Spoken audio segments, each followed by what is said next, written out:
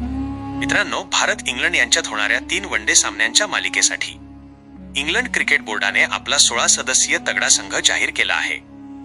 या मालिकेतील सर्वात मोठा निर्णय म्हणजे इंग्लंडच्या नेतृत्वाची धुरा युवा फलंदाज हॅरी ब्रूककडे सोपवण्यात आली आहे. यासह जेम्स कोल्स आणि वेगवान गोलंदाज जोश टंगला संघात स्थान देण्यात आले आहे. चला तर मग नजर टाकूया इंग्लंडच्या संपूर्ण 16 सदस्यीय संघावर. त्याआधी चॅनलवर नवीन असाल तर चॅनलला सबस्क्राईब आणि व्हिडिओ आवडल्यास व्हिडिओला एक लाईक जरूर करा.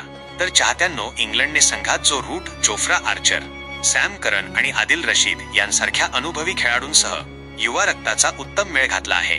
असा असेल 3 एकदिवसीय मालिकेसाठी इंग्लंडचा संघ: हॅरी ब्रूक, कर्णधार Rehan Ahmed, Jofra Archer, Gus Atkinson, Tom Banton, Jacob Bethell, Jos Buttler, James Coles, Sam Curran, Liam Dawson, Ben Duckett, Will Jacks, Saqib Mahmood, Adil Rashid, Joe Root आणि जोश टंग.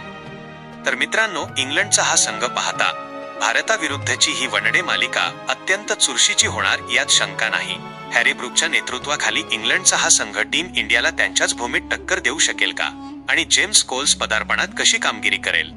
तुम्हाला काय वाटते? कमेंट करून नक्की सांगा.